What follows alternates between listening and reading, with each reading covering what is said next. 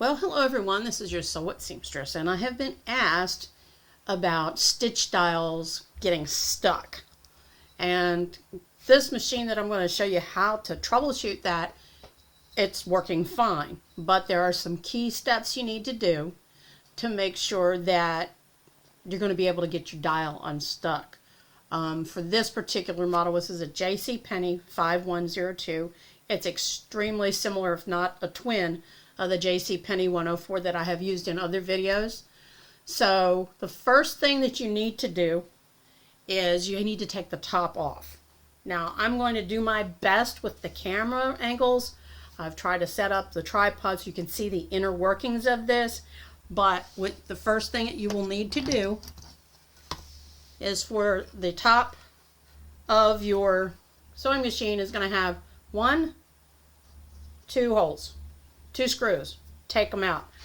And then this lifts right off. This is the one that has the carrying handle to it. These little screwdrivers that are made just for, getting into small type places. This is a straight edge. There's also a Phillips head one. These are invaluable. I usually keep one of these right in the storage in my sewing machine so that it's always there in case I need to open it up for whatever reason. So let me make sure that I've got enough light in here to show you.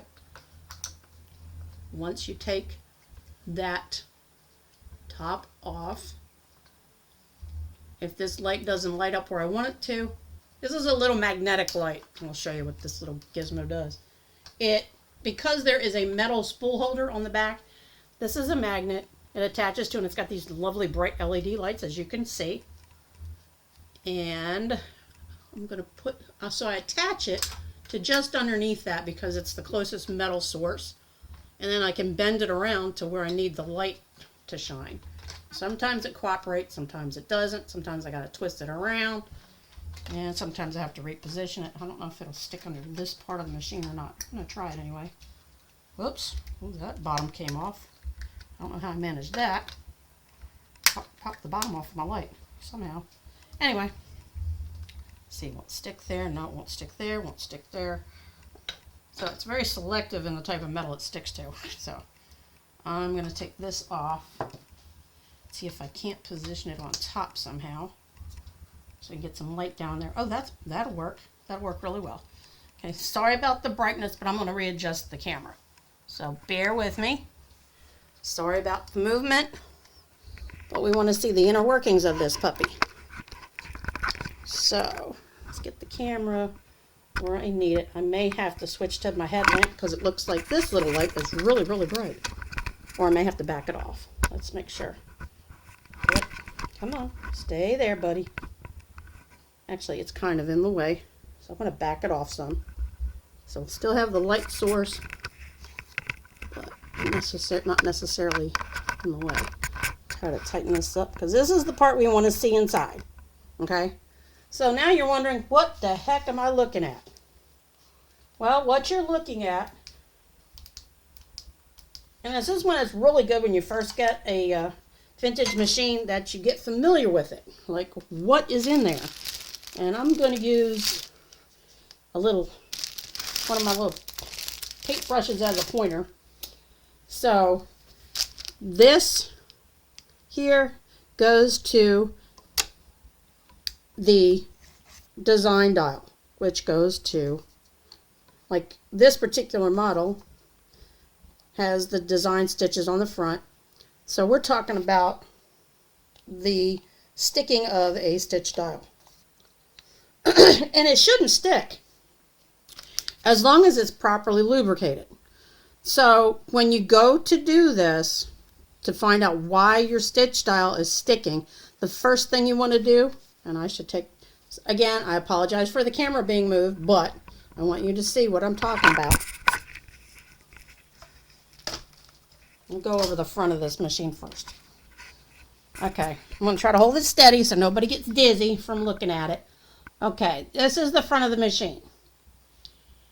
This is your stitch dial, 4 to 1. You've got your satin stitch for when you do buttonholes, and you have stretch stitch. This is the legend of the different stitches, how to dial into them. It's a 2-step dial.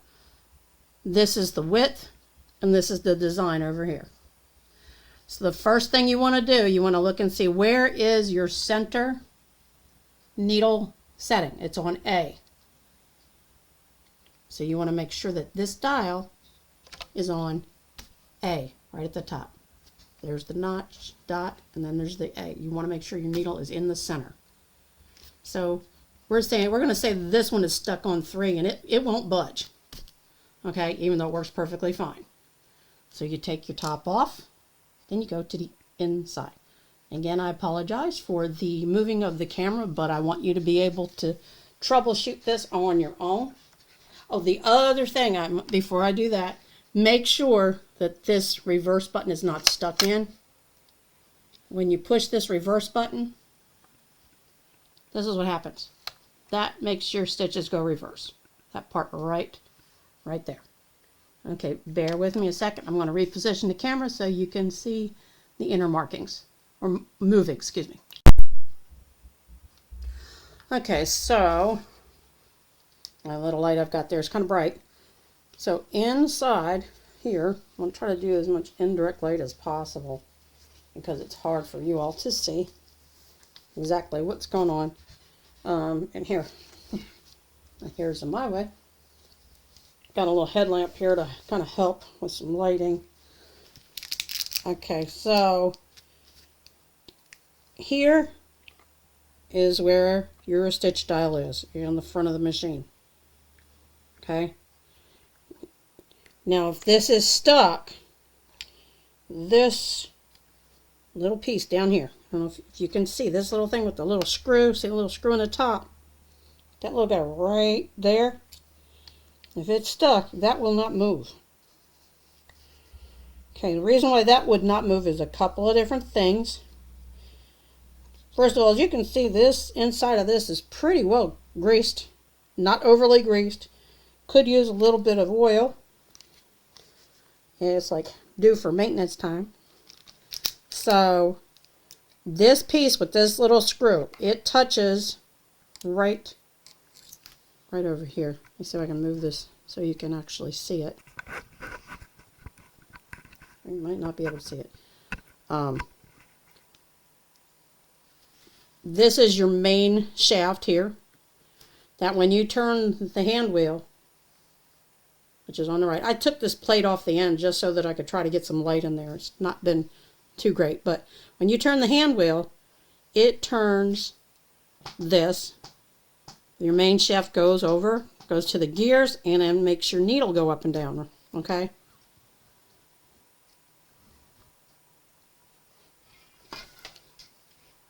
So, this might be a little bit better.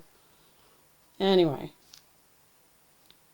this has to have some oil on it so that this metal on metal will flow and won't get stuck.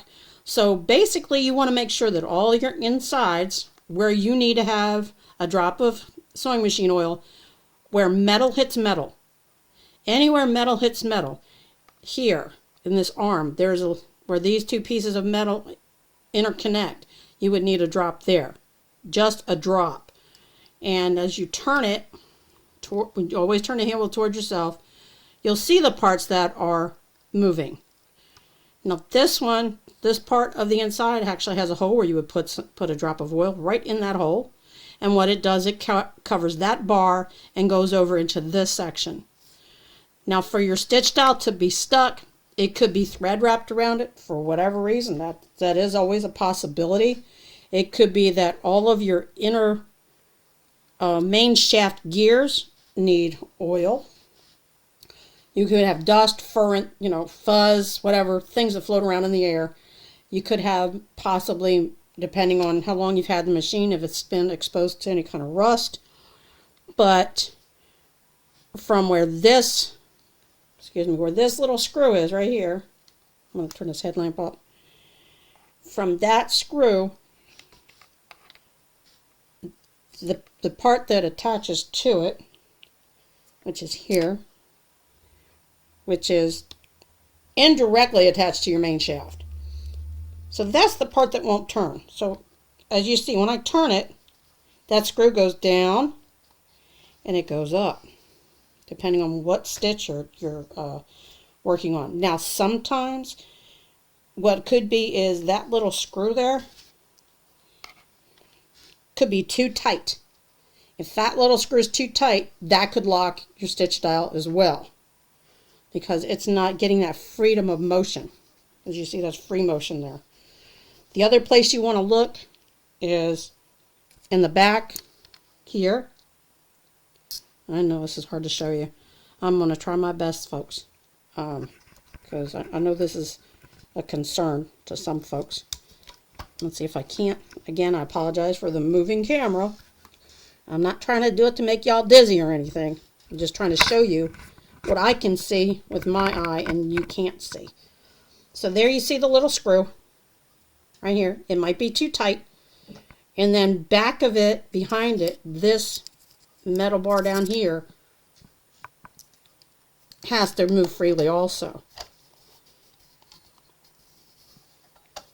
So my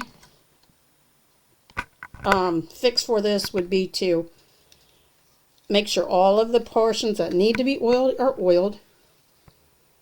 I don't know if y'all see that light's so bright you can't see it. I can see it, but you can't because of the brightness of this thing. And I can't tone it down, it seems like.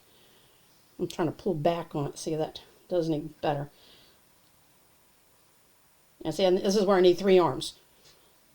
But if you look down and you see where that screw is attached to that arm, it could be too tight. It could actually be too loose. So those are things you look for. You want to make sure that it's snug, not too tight. You want to make sure that you have all of your spots down here lubricated. And I'm going to just point to some spots and try to hold this light so you can see it. I don't know if I can do that carefully. Let's see. Hold on just a minute. I'll try to do better with the position of this. Hold on. Okay, there's no easy way to mount this camera without this little bit of shaking going on. So, like I said, you'll just have to bear with me on it. Right there is that little screw that I was telling you about in the probably about the middle of your screen. And that's what you want to make sure is not too tight, not too loose. Then behind it, right here, behind it is this bar that goes up and down. You want to make sure that there is lubrication on that metal to metal. And that should fix it. Sometimes what happens is behind the actual, what you call it, where the knob actually is. And the knob is actually to this side. It's to this side of that little screw. So that knob very well could be got something stuck under it. Okay, this area right here, that is the knob on the front of the machine. So you want to check, make sure there's no dust particles, there's no threads that are tangled around it. And you can even put a drop of oil right behind here. It's where that attaches to the section that holds that little screw. There's the screw really up nice and close, nice and big. So you can see, so if where anything metal touches metal, you want to make sure that it's well lubricated and no obstructions. That should correct the problem for this kind of fix.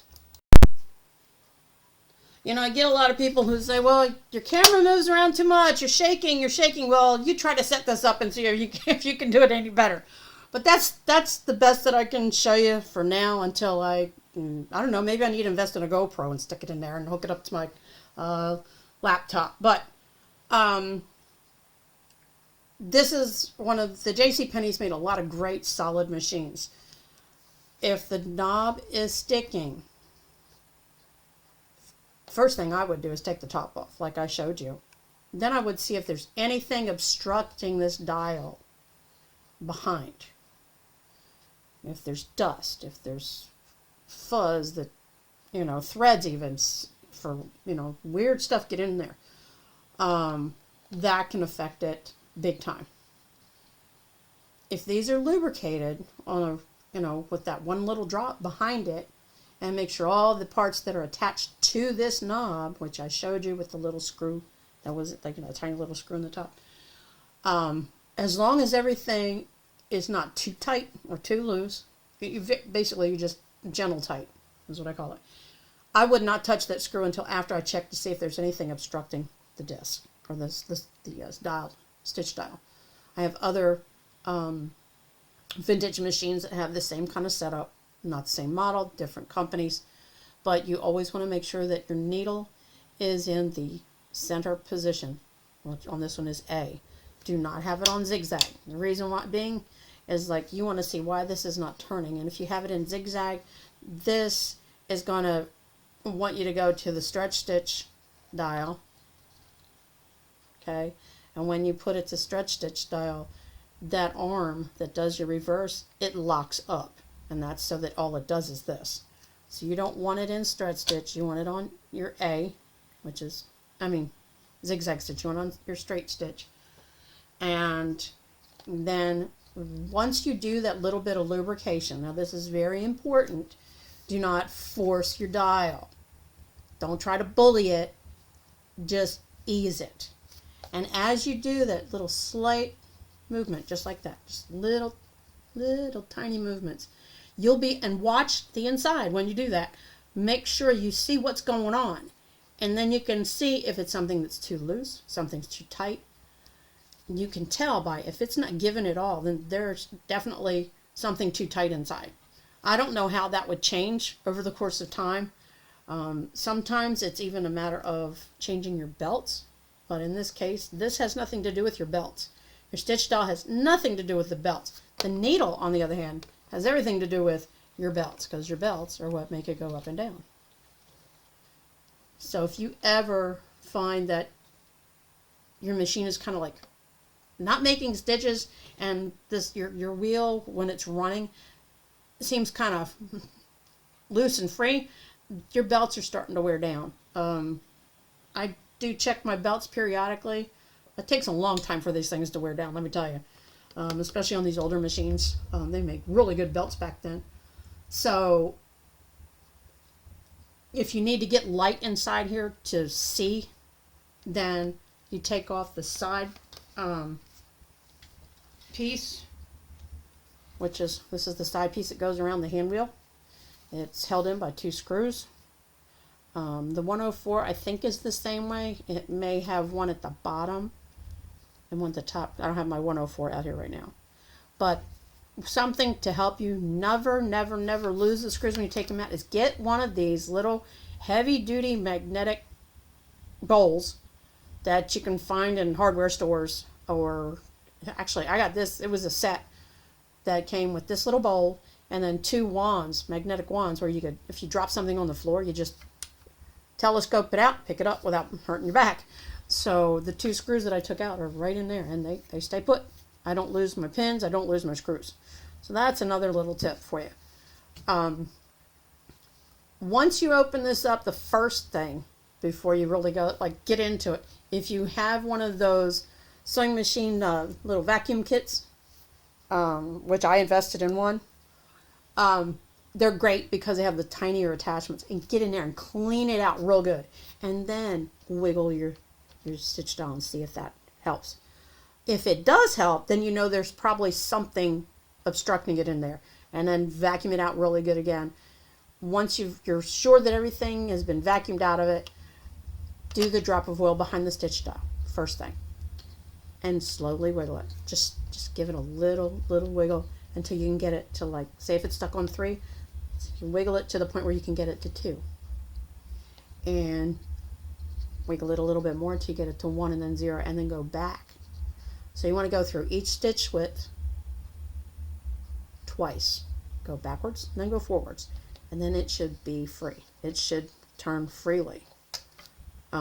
Sometimes people forget that they've got it on the stretch stitch and they think it's stuck. Well, it locks into the stretch stitch on this machine until you move it and you disengage it. So I hope this video has helped some people out. I mean, this was an actual request that I got, that someone was having trouble with their stitch dowels being stuck on number 3. And I've had a machine do that before, and I did the same thing with this one. Took the top off, vacuumed it out, checked to see what was going on, if it was like, and then just once it's cleaned out, just one little drop of oil, and just slowly wiggle it. Don't force it.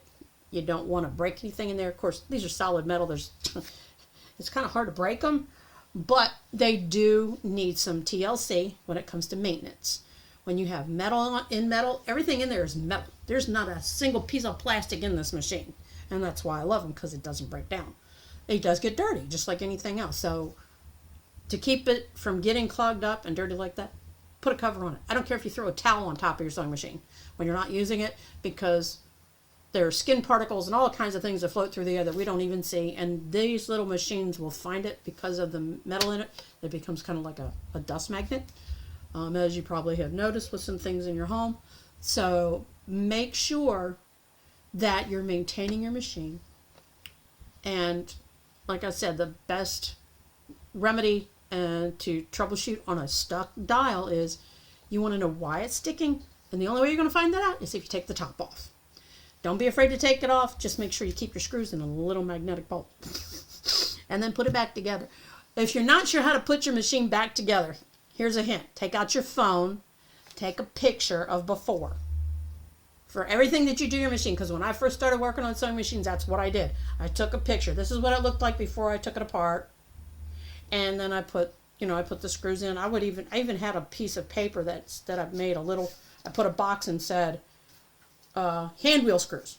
And I would tape them to this thing, or actually sit them in it. You don't have to tape it to it, but I like the magnetic bowl, because that way I know they're not going to roll off the table, and my cat's not going to get them off the table either. So you want to do that, and take a picture of the inside before you work on it, and then after you work on it, or while you're working on it, you can take a couple snapshots, because your camera can zoom in on things a whole lot better than a digital camera that I'm using for this. And that way you can actually see how these things look on the inside, especially when you do not have a service manual. Not all old machines had service manuals. A lot of them did. I don't know if this one did or not. There was up to a certain year they would make service manuals. Then when I went to plastic, they decided they didn't need to make service manuals anymore. Why? Because they wanted people to take the plastic things back to have them fixed. So it was all, it's all marketing. It's all about, what do they call that? Oh yeah, profit. So this one is really easy to put back together. 4 screws. 2 for the side piece, 2 for the top, and then I can get back to my sewing projects. So I hope that this has been helpful. I tried to do this live, but unfortunately for some reason the bandwidth on YouTube is not that great. So I record them and then I upload it.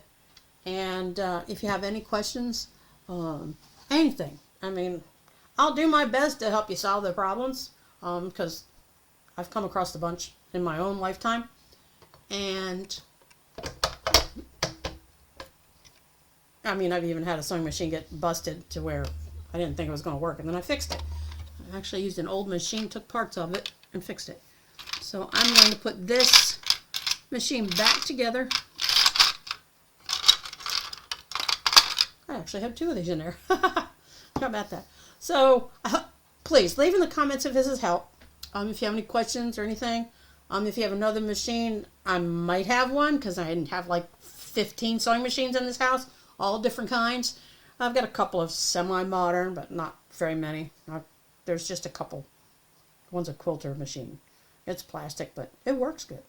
So, but the majority of them are metal. The only difference between the older models and the newer models is the way they're designed. The workings inside sewing machines, they're all the same. They all are for putting a needle up and down, making stitches, going in reverse, and making buttonholes. Well, for those that make buttonholes. So please leave your comments or questions in the comment section, and I really thank you for watching my videos. I know I haven't done very many lately, but holiday season does kind of cut into my video time, and I'm going to try to do a little bit better with that. If there's something you'd like to see, please let me know. I mean, I love an excuse to do a video. Who doesn't? Even though I don't like my picture taken. But who does, ladies? So, let me know if this has been helpful to you. If you have a question about presser feet, anything, throw it my way. I would love to hear from you. Hopefully this helps you out. To the person who made the comment about the stuck stitch on dial 3. And let me know how it works out for you. I would love to hear. God bless and have fun sewing.